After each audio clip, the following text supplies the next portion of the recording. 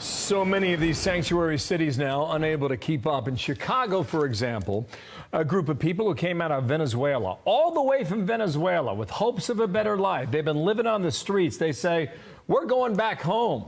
One of them declaring the American dream doesn't exist. Chicago Alderman Raymond Lopez with me now. Sir, how you doing? Good morning. I saw this story. I said, this is wacky. How many people are we talking about? Chicago has seen 20,000 migrants appear on our streets since August of last year. We've got nearly 3,000 living in police stations, 800 living at O'Hare Airport, and thousands more just floating around in between shelter to shelter. And I'm sorry that they don't like our weather. I'm sorry that they feel that we're not doing enough to give them jobs, housing, vehicles, cars, food, shelter, clothing, and everything else that they were promised by social media.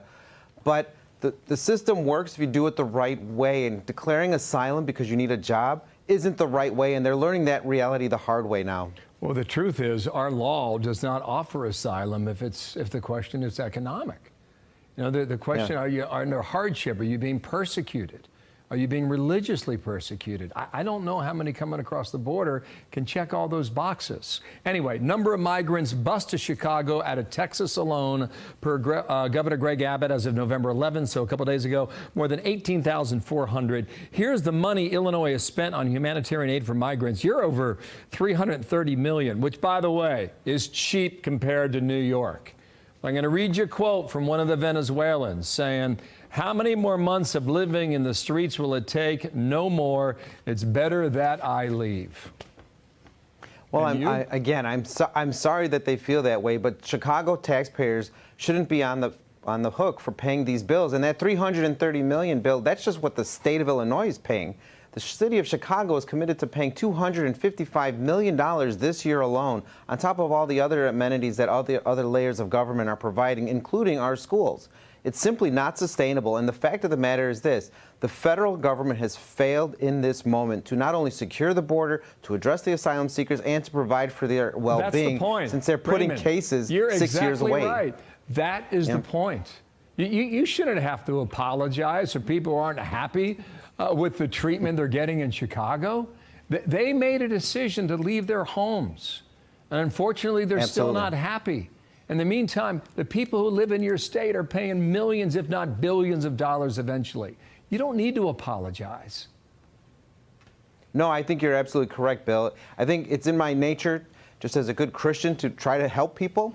But at the end of the day, I'm not responsible for this failure. We've seen our president and our vice president come to our city numerous times. They're hosting the Democratic National Convention here in several months, and yet they still allow us to be the guinea pig for this failed policy of allowing individuals to come here for asylum with no support, to allow sanctuary cities to be the magnet that sends them here, not only from people like Abbott, but from Democratic states as well, who have all jettison their sanctuary city policies while we hold steadfast to ours. Yeah, our voters have said they want enough, have had enough, and they want to vote on that topic in the city, and hopefully we can give them that chance. I just want to read this. Governor Pritzker, the governor of Illinois, his letter to President Biden in October: "The humanitarian crisis is overwhelming our ability to provide aid to the refugee population. Unfortunately, the welcome and aid Illinois has been providing these asylum seekers has not been matched with support by the federal government."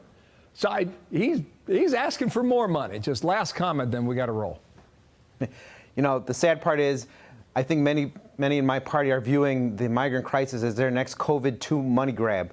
You know, we've seen a lot of money come to Democratic cities to help cover the costs of COVID, and now the big $5 billion ask is now we need more money to help cover the migrant crisis. Crisis to crisis, the federal government they keep asking for more money to help cover our costs. It's simply not sustainable. Raymond Lopez, thanks for coming on.